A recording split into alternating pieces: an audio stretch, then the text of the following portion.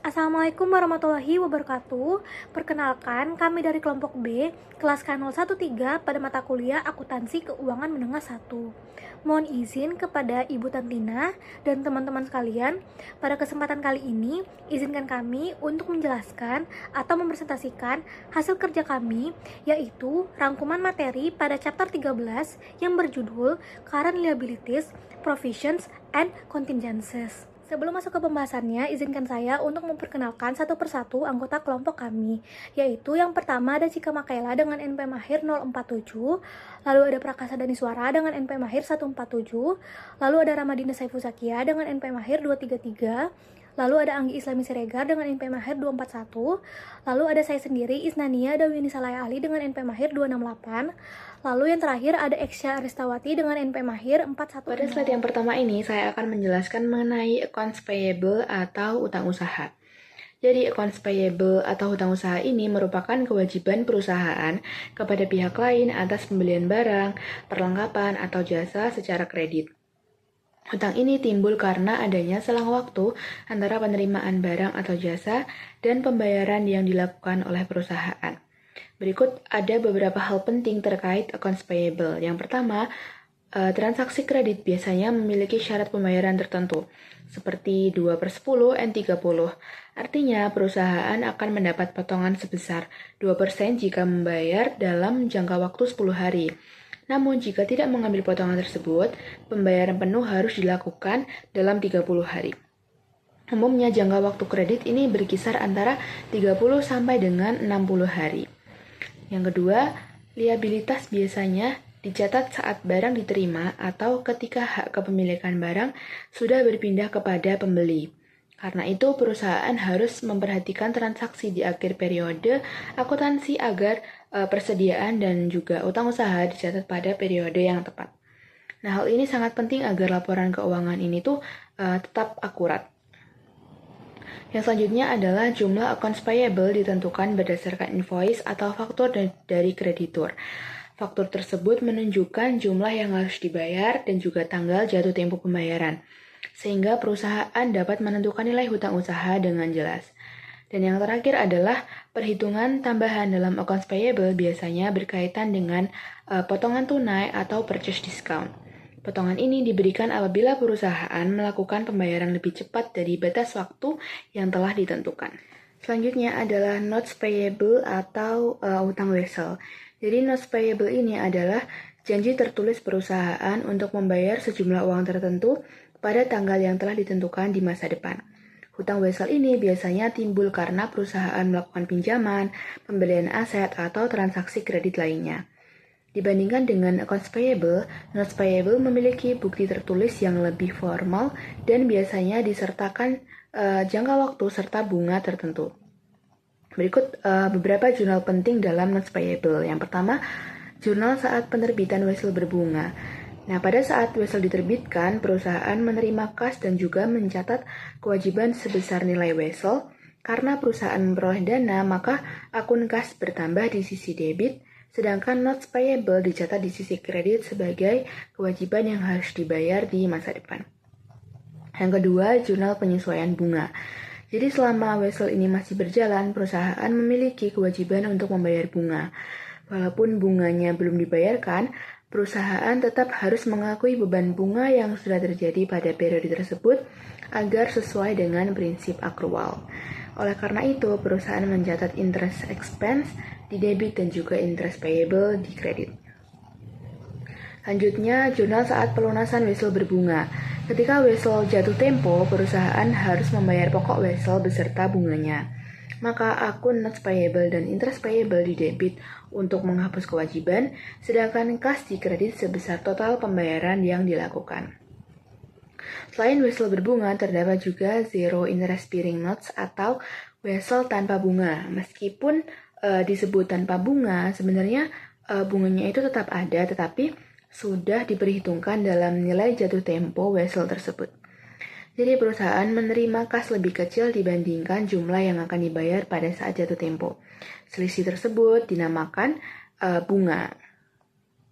Pada saat penerbitan wesel tanpa bunga, perusahaan mencatat kas yang diterima dan notes payable. Kemudian selama periode wesel berjalan, perusahaan harus mengakui bunga secara bertahap melalui jurnal penyesuaian. Dalam jurnal ini, interest expense di debit dan juga notes payable di kredit karena nilai kewajiban bertambah seiring berjalannya waktu. Dan yang terakhir adalah saat wesel tanpa bunga jatuh tempo, perusahaan melakukan pelunasan dengan mendebit notes payable dan mengkredit kas sebesar jumlah yang dibayarkan. Dengan jurnal tersebut, kewajiban perusahaan atas wesel dinyatakan telah selesai. Selanjutnya, saya akan menjelaskan mengenai current maturities of long-term debt. Nah, jadi secara sederhana ini adalah bagian dari hutang jangka panjang yang akan jatuh tempo dalam waktu 1 tahun ke depan. Meskipun awalnya merupakan hutang jangka panjang dan juga karena akan segera dibayar, bagian tersebut harus dipindahkan dan dilaporkan sebagai kewajiban lancar atau current liabilities. Nah, berikut ada beberapa hal penting mengenai current maturities of long-term debt. Yang pertama adalah hutang yang jatuh tempo dalam kurun waktu 12 bulan atau kurang harus dicatat sebagai current liabilities. Hal ini karena perusahaan diperkirakan akan melunasi kewajiban tersebut dalam waktu dekat. Yang kedua, hanya bagian yang akan jatuh tempo saja yang akan dipindahkan ke kewajiban lancar. Sementara itu, sisa hutang yang masih memiliki jangka waktu lebih dari 1 tahun tetap dilaporkan sebagai long-term debt atau hutang jangka panjang. Selanjutnya, dalam kondisi tertentu, hutang yang seharusnya jatuh tempo dapat tetap diklasifikasikan sebagai non-current. Salah satunya jika perusahaan berencana melakukan refinancing, yaitu mengganti hutang lama dengan hutang jangka panjang yang baru. Dan yang selanjutnya, selain melakukan refinancing, hutang juga dapat tetap diklasifikasikan sebagai non-current apabila akan dikonversi menjadi saham biasa. Dan selanjutnya, perusahaan harus memperhatikan debt covenant atau perjanjian hutang. Jika perusahaan melanggar ketentuan yang telah disepakati dengan kreditur, maka kreditur dapat meminta pelunasan lebih cepat. Akibatnya, hutang tersebut harus direklasifikasi kembali menjadi current liabilities. Nah, dan yang terakhir adalah apabila kreditur memberikan grace period atau masa tenggang atas pelanggaran tersebut, maka hutang yang masih dapat diklasifikasikan sebagai non-current liabilities. Namun, masa tenggang yang diberikan harus mencakup setidaknya 12 bulan setelah tanggal laporan keuangan. Baik, sebelumnya perkenalkan nama saya Prakasa Suara dengan ATM akhir 147. Di sini saya akan menjelaskan mengenai short term obligation expect to refinance. Kewajiban jangka pendek adalah utang yang dijangkakan jatuh tempo dalam 1 tahun setelah tanggal laporan posisi keuangan perusahaan atau dalam siklus operasi normalnya. Namun beberapa kewajiban jangka pendek diharapkan akan direfinansikan dalam jangka panjang. Suatu perusahaan dapat mengecualikan kewajiban jangka pendek dari kewajiban lancar jika pada tanggal laporan keuangan perusahaan tersebut memiliki hak legal untuk menunda penyelesaian kewajiban tersebut setidaknya selama 12 bulan setelah tanggal pelaporan. Selanjutnya saya akan menjelaskan mengenai refinancing. Hak untuk melakukan pembiayaan ulang dalam jangka panjang berarti bahwa perusahaan mengharapkan untuk melakukan pembiayaan ulang kewajiban jangka pendek sehingga tidak merugikan penggunaan modal kerjasama selama tahun fiskal berikutnya. Salah satu cara untuk memenuhi syaratan pembiayaan ulang adalah membuat perjanjian pembiayaan yang secara jelas menjanjikan perusahaan untuk melakukan pembiayaan ulang utang dalam jangka panjang dengan ketentuan yang mudah ditentukan sebagai tanggal pelaporan berikutnya. Selain itu, fakta bahwa perusahaan memiliki hak untuk melakukan pembiayaan ulang kapan saja memungkinkan perusahaan untuk mengklasifikasikan kewajiban tersebut sebagai kewajiban jangka panjang. Selanjutnya saya akan menjelaskan apa itu dividend payable. Dividend payable adalah jumlah yang terutang oleh perusahaan kepada pemegang saham sebagai hasil dari otorisasi dewan direksi. Jadi pada tanggal pengumuman, perusahaan menanggung kewajiban yang menempatkan pemegang saham pada posisi kreditur sebesar jumlah dividen yang diumumkan. Karena perusahaan selalu membayar dividen tunai dalam waktu 1 tahun sejak pengumuman, mereka mengklasifikasikannya sebagai kewajiban jangka pendek. Di sisi lain, perusahaan tidak mengakui dividen kumulatif yang belum diumumkan pada saham preventif kumulatif sebagai kewajiban, karena dividen preferensi yang tertunggak bukanlah kewajiban sampai dewan direksi menyetujui pembayarannya.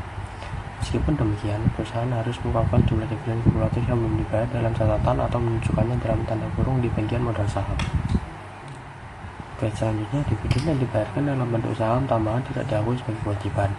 Dividen saham yang belum didistribusikan tidak memerlukan pengeluaran aset atau jasa di masa mendatang. Perusahaan umumnya melaporkan dividen saham yang belum didistribusikan tersebut di bagian ekuitas karena dividen tersebut mewakili laba ditahan yang sedang dalam proses transfer ke modal saham. Selanjutnya saya akan menjelaskan mengenai customer advance and deposit. Kewajiban jangka pendek dapat mencakup deposit tunai yang dapat dikembalikan yang diterima dari pelanggan dan karyawan. Perusahaan dapat menerima deposit dari pelanggan untuk menjamin pelaksanaan kontrak atau layanan atau sebagai jaminan untuk menutupi pembayaran kewajiban masa depan yang diharapkan. Selain itu, beberapa perusahaan mewajibkan karyawan mereka untuk melakukan deposit untuk pengembalian kunci atau properti perusahaan lainnya. Klasifikasi item-item ini sebagai kewajiban jangka pendek atau jangka panjang bergantung pada waktu antara tanggal deposit dan pengakhiran hubungan yang memerlukan deposit tersebut. Assalamualaikum warahmatullahi wabarakatuh. Perkenalkan, nama saya Eksya Riswati Dwi Aryaningrum, NPM terakhir 410. Pada slide ini saya akan membahas tentang pendapatan diterima di muka. Jadi teman-teman pernah nggak kalian membeli tiket konser atau tiket pesawat atau juga berlangganan Netflix? Pasti pernah kan? Jadi dari sudut pandang perusahaan, uang yang kita bayar di awal itu sebenarnya belum boleh diakui sebagai pendapatan mereka. Jadi karena mereka belum memberikan jasanya kepada kita. Oleh karena itu, prosedur akuntansinya dibagi menjadi dua tahap. Yang pertama ada saat menerima uang muka, yang dimana perusahaan akan mendebitkan akun cash yang mengkreditkan akun liabilitas lancar spesifik seperti unit sales revenue. Jadi statusnya masih utang ya. Yang kedua, ada saat kinerja sudah terpenuhi, yaitu ketika jasa atau barang akhirnya diberikan, barulah diakui jurnal penyesuaian dengan mendebitkan akun liabilitas tersebut dan mengkreditkan akun revenue. Contoh nyatanya adalah universitas yang menjual tiket terusan pertandingan sepak bola. Uang yang diterima di awal musim dicatat penuh sebagai liabilitas lancar.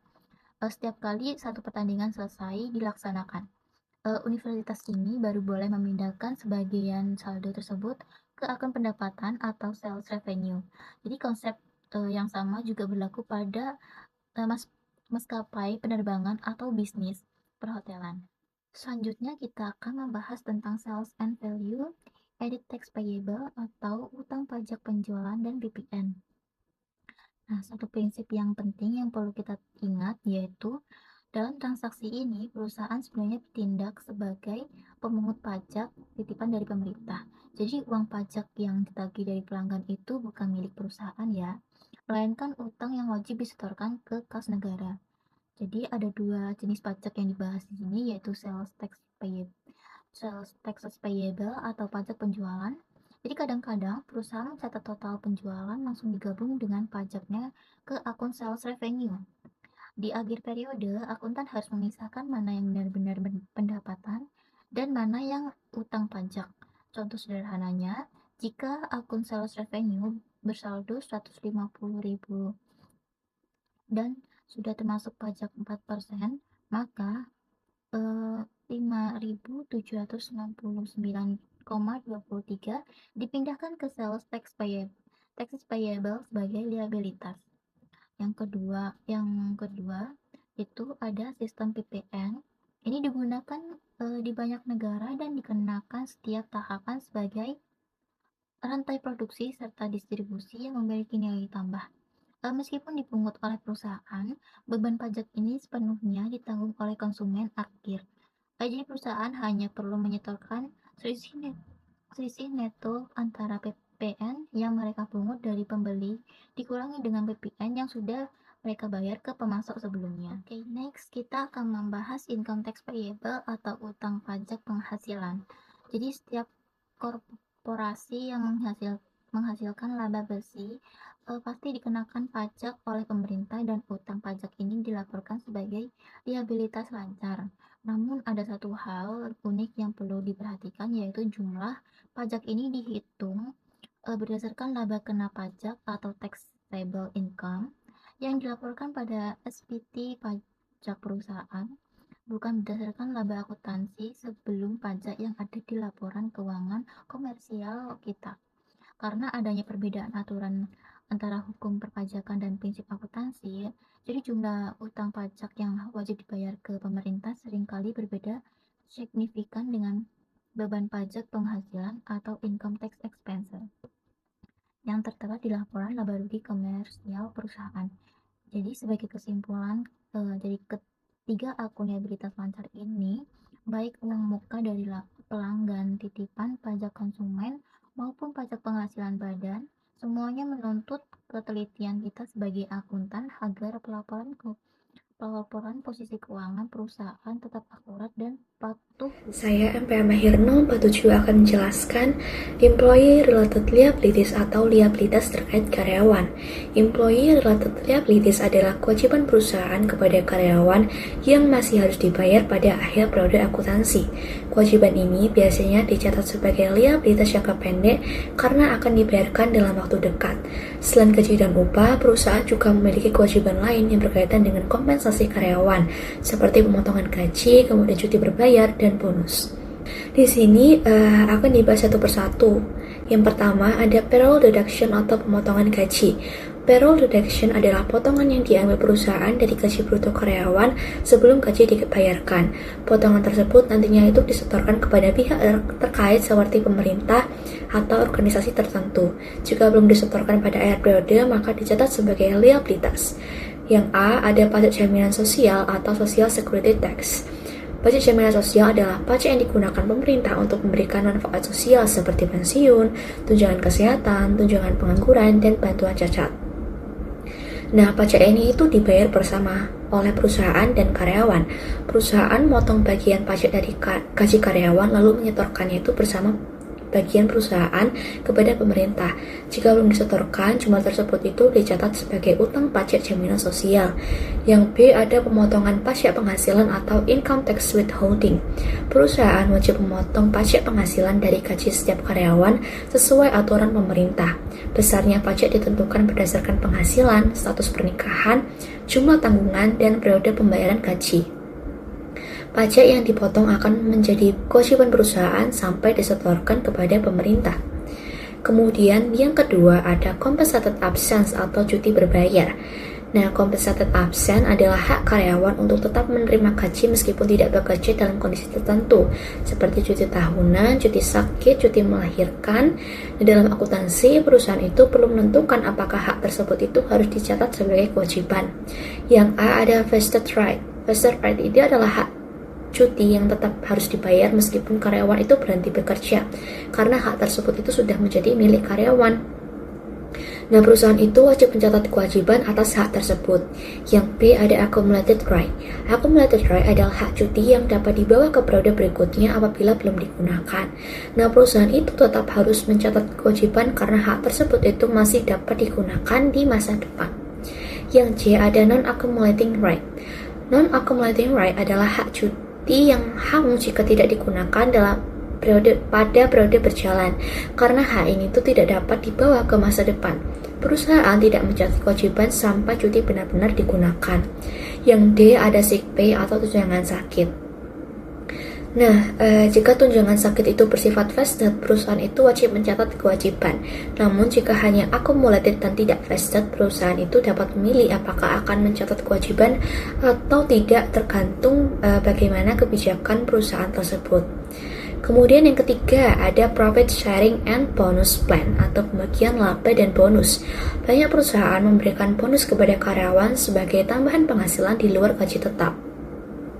Nah, bonus ini biasanya itu diberikan berdasarkan laba perusahaan atau pencapaian tertentu dan dicatat sebagai beban operasional. Yang A ada bonus karyawan. Nah, bonus dianggap sebagai tambahan gaji karena diberikan atas jasa yang telah dilakukan oleh karyawan. Oleh karena itu, perusahaan itu harus bonus itu harus dicatat sebagai beban pada periode ketika bonus tersebut itu diperoleh, meskipun pembayarannya itu dilakukan di periode berikutnya. Yang B ada conditional expense atau beban bersyarat.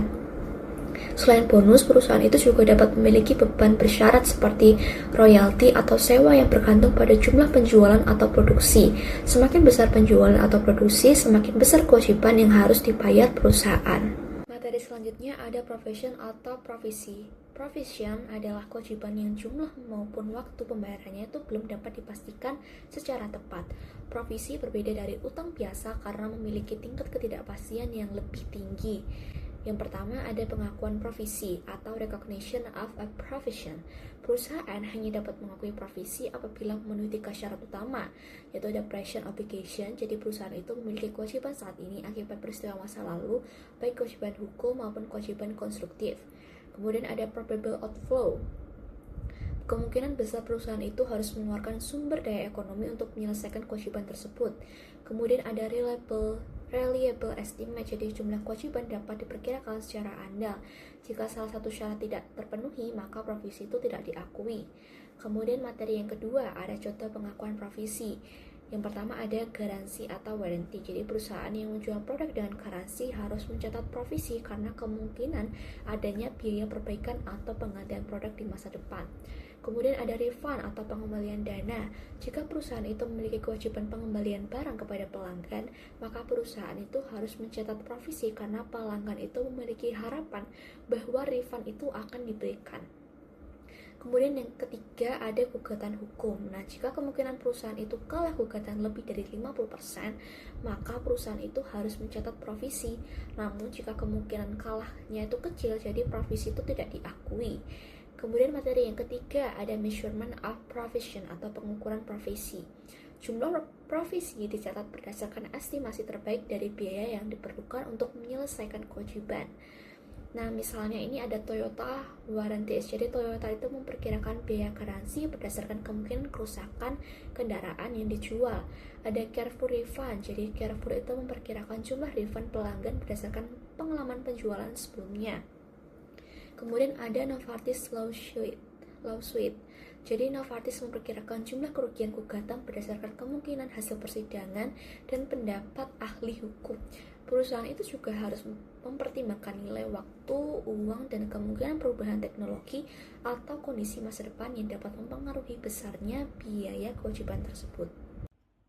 Baik, terdapat 6 jenis profesi yang umum ditemui dalam bisnis. Yang pertama terdapat litigasi, yaitu gugatan hukum atau klaim dari pihak ketiga. Yang kedua yaitu garansi yang terbagi atas assurance type dan juga service type. Yang ketiga terdapat consideration payable, yaitu kewajiban memberi kompensasi kepada pelanggan berupa premi, kupon, maupun rabat. Lalu yang keempat yaitu lingkungan yang terkait dengan pembongkaran fasilitas dan pemulihan area kerja. Lalu yang kelima terdapat kontrak memberatkan, di mana biaya yang tidak bisa dihindari melebihi manfaat kontrak. Lalu yang terakhir yaitu yang keenam yaitu ada restrukturisasi, yaitu biaya yang timbul dari reorganisasi formal perusahaan. Nah, yang pertama di sini saya akan membahas mengenai profesi litigasi, yang dimana profesi litigasi ini muncul dari gugatan atau klaim hukum.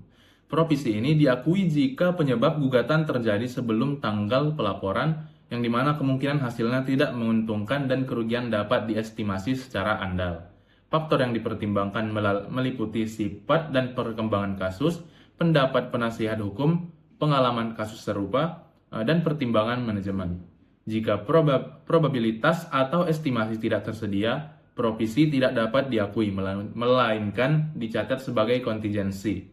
Yang dimana dengan cara ini laporan keuangan tetap realistis dan tidak memberi informasi yang menyesatkan. Kemudian yang kedua terdapat profesi garansi, yang dimana sebelum dijelaskan terdapat 2 jenis profesi garansi. Yang pertama ada assurance type, yang termasuk dalam harga jual produk, menutup cacat yang ada saat penjualan, dan dicatat sebagai beban garansi serta liabilitas garansi. Lalu kemudian kedua ada service type yang dijual terpisah dengan biaya tambahan, menimbulkan kewajiban pelaksanaan terpisah dan diakui sebagai pendapatan diterima di muka selama masa garansi. Nah, jurnal untuk profesi garansi mencakup saat penjualan, saat biaya aktual terjadi, dan penyesuaian akhir periode berdasarkan estimasi. Kemudian yang ketiga terdapat consideration payable, yang dimana terjadi ketika perusahaan berkewajiban memberi imbalan atau kompensasi kepada pelanggan misalnya premi, kupon, rabat, atau loyalty points. Beban diakui pada periode penjualan, jumlah estimasi penukaran dicatat, dan liabilitas untuk penawaran yang masih berlaku harus diakui. Contohnya adalah program Fluffy Cake Mix atau program frequent player yang dimana estimasi jumlah penukaran dikalkulasi dan dicatat dalam laporan keuangan, yang dimana ini akan memastikan perusahaan memiliki catatan yang jelas mengenai kewajiban terhadap pelanggannya. Nah, selain yang 3 sebelumnya sudah dijelaskan, terdapat 3 lainnya juga, yaitu provisi lingkungan yang diakui jika ada kewajiban hukum dan biaya dapat diestimasi andal, misalnya pembongkaran fasilitas minyak, reklamasi tambang, atau penutupan landfill. Lalu yang kedua ada kontrak memberatkan yang diakui ketika biaya tidak terhindarkan melebihi manfaat yang diperoleh dari kontraknya. Lalu yang ketiga ada restrukturisasi yang diakui jika ada rencana formal dan ekspektasi valid bagi pihak yang terdampak. Biaya yang lazim termasuk terminasi karyawan atau penalti kontrak. Sementara investasi baru, pelatihan, dan biaya pemasaran tidak termasuk. Selanjutnya, saya akan menjelaskan mengenai disclosure related to provisions atau pengungkapan yang berkaitan dengan provisi. Jadi, pengungkapan provisi ini merupakan informasi yang harus disajikan perusahaan dalam laporan keuangan agar pengguna laporan dapat memahami kewajiban yang dimiliki perusahaan serta risiko yang mungkin terjadi di masa depan. Nah, perusahaan wajib mengungkapkan beberapa hal penting terkait provisi. Yang pertama, mengenai perubahan saldo provisi dari awal hingga akhir periode. Yang kedua, penyebab terjadinya perubahan tersebut. Dan yang ketiga adalah menjelaskan jenis provisi yang dimiliki serta memperkirakan kapan arus kas yang terkait dengan provisi tersebut akan terjadi. Selain itu, perusahaan juga harus mengungkapkan tingkat ketidakpastian yang terkait dengan estimasi provisi dan kemudian adanya penggantian dana atau reimbursement yang dapat diterima dari pihak lain. Nah, sebagai contoh, pengungkapan provisi dapat dilihat dari laporan keuangan Nokia. Dalam laporannya, Nokia mengungkapkan beberapa jenis provisi seperti provisi restrukturisasi, garansi, litigasi, atau sengketa hukum, lingkungan, kerugian proyek, dan juga divestasi. Nah, dari pengungkapan tersebut terlihat bahwa selama tahun 2018 terdapat perubahan saldo provisi yang disebabkan oleh penambahan provisi baru, penggunaan provisi yang telah ada, serta perubahan estimasi yang dilakukan perusahaan. Informasi ini membantu pengguna laporan keuangan untuk memahami bagaimana perusahaan mengelola kewajiban dan apa risiko yang dihadapinya. Berdasarkan data yang diungkapkan oleh Nokia, provisi restrukturisasi merupakan jenis provisi dengan nilai terbesar dibandingkan provisi lainnya. Hal ini menunjukkan bahwa perusahaan sedang melakukan penyesuaian atau perubahan struktur bisnis yang memerlukan biaya yang cukup signifikan. Jadi, inti dari pengungkapan provisi ini adalah memberikan informasi yang transparan mengenai jenis provisi, perubahan saldo, estimasi pengeluaran di masa depan, serta ketidakpastian yang melekat pada kewajiban tersebut sehingga pengguna laporan keuangan dapat mengambil keputusan yang tepat. Selanjutnya saya akan menjelaskan mengenai contingent liabilities. Contingent liabilities merupakan kemungkinan kewajiban yang belum dikonfirmasi sebagai kewajiban saat ini. Kewajiban saat ini yang belum dikonfirmasi sebagai kewajiban saat ini, atau kemungkinan besar pembayaran yang akan dilakukan, atau kewajiban aset ini yang diperkirakan dapat diandalkan kewajiban tidak dapat dipenuhi. Contoh kewajiban kontingensi adalah kekuatan hukum di mana satu-satunya kemungkinan adalah perusahaan yang kalah, lalu ada jaminan terkait dengan kemampuan penagihan piutang. Selanjutnya saya akan membahas mengenai contingent liabilities. Kecuali jika kemungkinan terjadinya arus keluar dalam penyelesaian sangat kecil, perusahaan harus mengungkapkan kontingensi tersebut. Kewajiban pada akhir periode pelaporan dengan memberikan uraian singkat tentang sifat kewajiban kontingent tersebut, bertanggung jawab, dan jika kemungkinan perkiraan dampak keuangannya, indikasi ketidakpastian terkait jumlah atau waktu terjadinya arus keluar, dan juga kemungkinan penggantian biaya. Baik, selanjutnya adalah aset kontingensi. Aset kontingensi adalah aset yang mungkin timbul dari kejadian masa lalu dan keberadaannya akan dikonfirmasi dengan terjadinya atau tidak terjadinya kejadian tidak pasti di masa depan, yang dimana kejadian tersebut tidak sepenuhnya berada dalam pengendalian perusahaan. Contoh aset kontingensi diantaranya. Yang pertama adalah kemungkinan penerimaan uang dari hadiah, donasi, atau bonus. Lalu yang kedua ada kemungkinan pengembalian dana dari pemerintah dalam sengketa pajak. Serta yang ketiga adalah kasus pengadilan tertunda yang kemungkinan besar hasilnya menguntungkan. Nah, aset kontingensi ini tidak diakui pada laporan posisi keuangan. Jika realisasi aset kontingensi hampir pasti, aset tersebut tidak dianggap sebagai aset kontingensi dan diakui sebagai aset. Hampir pasti atau virtually certain umumnya ditafsirkan paling tidak probabilitasnya 90% atau lebih. Nah, ini bisa kita lihat dalam aturan umum terkait dengan aset kontingensi yang tertulis dalam tabel. Nah, selain itu juga, jika di atas 50%, yaitu 51% sampai 90%, maka cukup diungkapkan. Selebihnya, apabila di bawah 50% itu tidak memerlukan pengungkapan. Selanjutnya adalah penyajian liabilitas jangka pendek. Dalam praktiknya, liabilitas jangka pendek biasanya dicatat dan dilaporkan dalam laporan keuangan dengan keseluruhan nilai jatuh temponya. Hal ini karena jangka waktunya relatif pendek, umumnya kurang dari 1 tahun, sehingga selisih antara nilai sekarang, liabilitas jangka pendek, dan nilai jatuh tempo biasanya tidak besar. Nah, di sini ada contoh laporan posisi keuangan dari Wilmar International. Di sini bisa kalian lihat bagaimana current asset atau aset lancar dan current liabilities atau liabilitas jangka pendek disajikan dalam laporan keuangan. Nah, di laporannya di sini, laporan untuk liabilitas jangka pendeknya itu ada trade payables, ada financial payables, ada non-financial liabilities, ada juga derivative financial instruments, ada loans and borrowings, dan tax payables. Selanjutnya yang terakhir adalah analisis liabilitas jangka pendek. Analisis ini dilakukan untuk menilai likuiditas perusahaan, yaitu waktu yang diharapkan sebelum berlalu pembayarannya atau sebelum kewajiban tersebut jatuh tempo. Untuk memeriksa atau menilai likuiditas terdapat rasio yang dapat digunakan, yaitu yang pertama ada current ratio atau rasio lancar. Rasio lancar adalah rasio total aset lancar terhadap total liabilitas jangka pendek. Terkadang rasio ini disebut rasio modal kerja atau working capital ratio. Nah, rumus rasio ini adalah aset lancar atau current asset per liabilitas jangka pendek atau current liabilities. Nah, selanjutnya rasio kedua adalah asset test ratio atau quick ratio atau rasio cepat.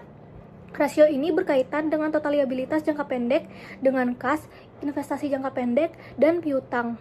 Nah, untuk rumusnya adalah hasil penjumlahan antara cash atau kas, lalu short term investments atau investasi jangka pendek, serta net receivables atau piutang neto, ini dibagi dengan current liabilities atau liabilitas jangka pendek. Baik, itulah penjelasan kami pada kali ini. Semoga presentasi yang kami sampaikan dapat bermanfaat bagi kita semua.